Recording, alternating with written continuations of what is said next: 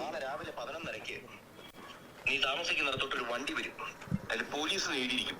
ആ വണ്ടി വരുമ്പോ നീയും ഭാര്യ എല്ലാം കൂടെ അങ്ങോട്ട് വന്നേച്ചാ മതി. ഞാൻ പറഞ്ഞ് ഏർപ്പാട് ചെയ്തിട്ടുണ്ട്.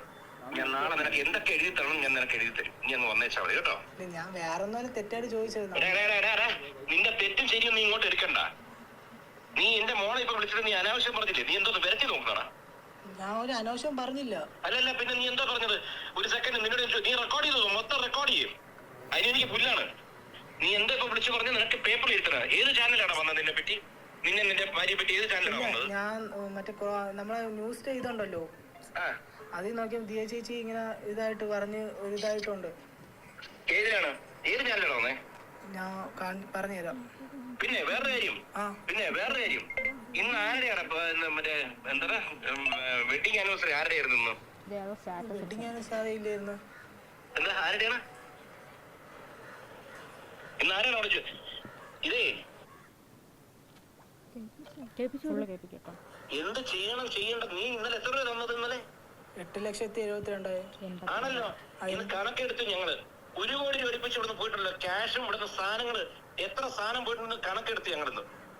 നിങ്ങള് വേറെ കച്ചവടം നടത്തുന്നത് ഇവിടുത്തെ സാധനം കൊണ്ടുപോയിട്ട് ഇവിടുത്തെ ഗസ്റ്റുകളുടെ കൂടെ നമ്പർ എടുത്ത് അവർക്ക് നിങ്ങൾ കച്ചവടം ചെയ്യുന്നല്ലേ?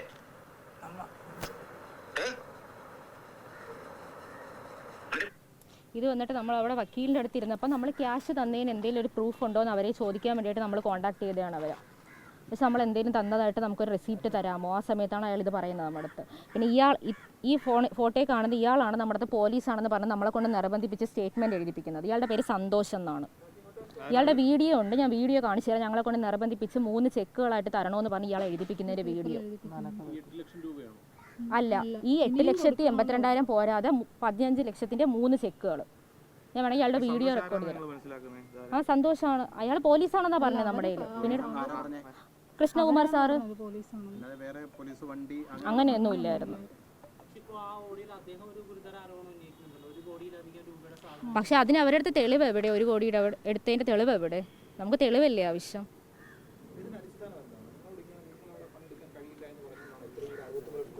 ഉറപ്പായിട്ടും അതിനു വേണ്ടി തന്നെയാണ് അവർ ചെയ്യുന്നത്. അതെ, ആ ഒറ്റ കാരണം നമ്മൾ അവിടുത്തെ ഡ്രൈവറിൻ്റെ അടുത്തൊക്കെ സംസാരിച്ചപ്പോൾ അവർ പറഞ്ഞത് ഞാൻ കാരണം ദിയ പ്രൊവോക്കായെന്നാണ്. ഞാൻ ദിയേനെ പ്രൊവോക്ക് ചെയ്ത്. കാരണം ഞാൻ എന്തെങ്കിലും കാര്യം ഉണ്ടെങ്കിൽ ഞാൻ തിരിച്ച് പറയുന്നതിൻ്റെ ദേഷ്യം നമ്മുടെ അടുത്ത് പേഴ്സണലി ഉള്ള റിവഞ്ച് തീർത്തിയാണെന്ന് അവർ തന്നെ പറഞ്ഞു. അത് ഇല്ല, ഇതുവരെ ഉണ്ടായിട്ടില്ല ഇതിനു മുന്നേ. അതെ, 5,000-ൻ്റെ അകത്ത് പോലും ബാലൻസ് ഉണ്ടാവത്തില്ല.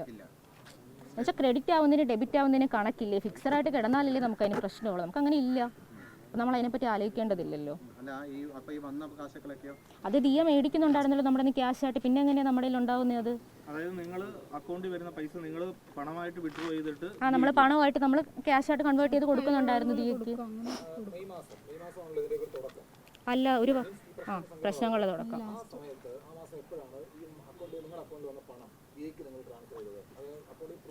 അക്കൗണ്ട് ത്രൂ അല്ല, ക്യാഷ് ആയിട്ട് എടുത്തിട്ട് എന്ത് ചെയ്യാം? നമ്മൾ 10,000 അങ്ങനെയൊക്കെയാണ് കൊടുക്കുന്നത്. കാരണം ഇപ്പം നമുക്ക് എപ്പോഴും നിറയെ കസ്റ്റമർ ആയിരിക്കത്തില്ലല്ലോ. ഇപ്പം ഇന്നത്തെ കസ്റ്റമർ ഇപ്പം ചിലപ്പോൾ ഇന്ന് കസ്റ്റമർ ഉണ്ടാവത്തില്ല. ഇപ്പം നാളെ ചിലപ്പോൾ വില 700 രൂപയ്ക്കായിരിക്കും മേടിച്ചാൽ. അപ്പോൾ ദിയ പറഞ്ഞിട്ട് ചെറിയ ചെറിയ പേയ്മെൻ്റ് ഒക്കെ ഈ 499, 799 അതൊക്കെ വരുന്നതൊക്കെ ആണെങ്കിൽ ദിയയുടെ സ്കാനർ കൊടുത്തോ എന്ന് പറയാറുണ്ട് ദിയ.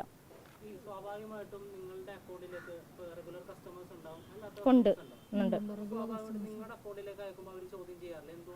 അവർ ചോദിച്ചിട്ടുണ്ട്, നമ്മൾ പറഞ്ഞിട്ടുണ്ട് ദിയ നമുക്ക് ഇപ്പോൾ ഓഫീസ് ഫോൺ ഇത്രയും നാൾ എൻ്റെ കയ്യിലായിരുന്നു, ഇപ്പോൾ അത് എൻ്റെ കയ്യിലല്ല. അപ്പോൾ ഓഫീസ് ഫോണിൽ ദിയ തന്നെ എൻ്റെ പറയുന്നുണ്ട് പേഴ്സണൽ നമ്പറിൽ ഒരുപാട് കസ്റ്റമേഴ്സ് വിളിച്ച് എനിക്ക് സഹായം വേണം അങ്ങനെയൊക്കെ ചോദിക്കുന്നുണ്ട്. അവരുടെ ശല്യം കാരണമാണ് നമ്പർ കൊടുക്കാത്തതെന്ന് പറഞ്ഞിട്ടുണ്ട്. 3 പേരുടെയും വരാറുണ്ട്. അതെ, ഇല്ല, അത്രയ്ക്കൊന്നും ട്രാൻസാക്ഷൻ ഇല്ല അതിൽ അങ്ങനെ വരാനായിട്ട്.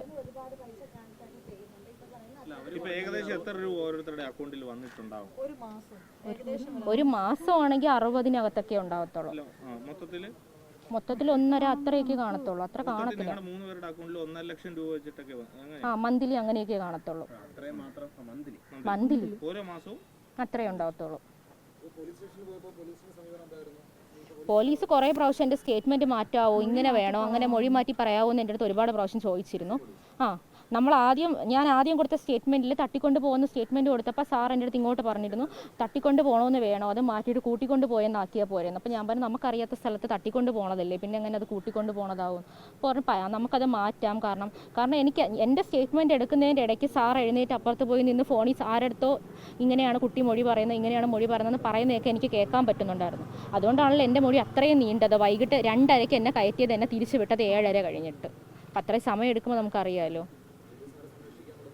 അത് ഞങ്ങൾക്കറിയില്ല ഇപ്പം ആരെ സംരക്ഷിക്കണമെന്നൊന്നും.